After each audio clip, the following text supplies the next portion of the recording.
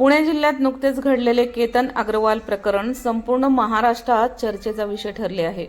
सुरुवातीला हा एक दुर्दैवी अपघात असल्याचे वाटत होते, मात्र तपास जसजसा पुढे सरकत गेला तसतसे या प्रकरणाने एक वेगळेच वळण घेतले। पोलिसांच्या तपासानुसार हा केवळ अपघात नसून त्यामागे पूर्वनियोजित कट असण्याची शक्यता व्यक्त करण्यात आली आहे। या प्रकरणाचा तपास अद्याप सुरू असून अंतिम सत्य न्यायालयीन प्रक्रियेनंतरच समोर येणार आहे। पण या घटनेने केवळ एका गुन्हेगारी प्रकरणावरच नाही तर आपल्या समाजातील लग्न व्यवस्थेवरही अनेक प्रश्न निर्माण केले आहेत। भारतात लग्न ही केवळ दोन व्यक्तींची नव्हे तर दोन कुटुंबांची जुळवाजुळव मानली जाते। अनेकदा कुटुंबीय मुलगा आणि मुलगी यांच्यासाठी योग्य जोडीदार शोधतात। ही व्यवस्था अनेक वर्षापासून चालत आली आहे। लाखो कुटुंबांमध्ये अशा प्रकारे यशस्वी संसारही झाले आहेत।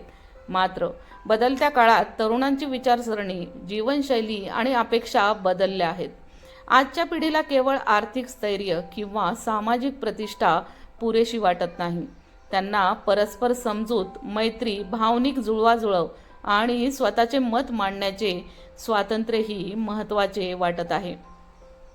अनेक वेळा समाज, नातेवाईक किंवा कुटुंबांच्या दबावामुळे काही जण आपल्या मनातील खरी भावना व्यक्त करत नाहीत। लग्नासाठी होकार देतात पण मनातून तयार नसतात।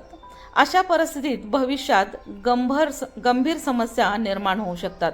केतन अग्रवाल प्रकरणाची सत्यता न्यायालयीन तपासातूनच स्पष्ट होईल। मात्र या घटनेतून एक मोठा संदेश मिळतो। लग्न ठरवताना मुलगा आणि मुलगी या दोघांचीही स्पष्ट आणि मनापासून संमती असणे अत्यंत आवश्यक आहे। कोणत्याही नात्याचा पाया हा विश्वास, प्रामाणिकपणा आणि संवाद यावर उभा असतो। फक्त शिक्षण, नोकरी, व्यवसाय किंवा संपत्ती पाहून लग्नाचा निर्णय घेणे पुरेसे नसते। दोघांचे विचार, स्वभाव, आयुष्याबद्दलची उद्दिष्टे आणि एकमेकांविषयीची भावना यांचाही विचार होणे तितकेच गरजेचे आहे। आजच्या काळात पालकांनीही मुलांशी मनमोकळेपणाने संवाद साधणे आवश्यक आहे।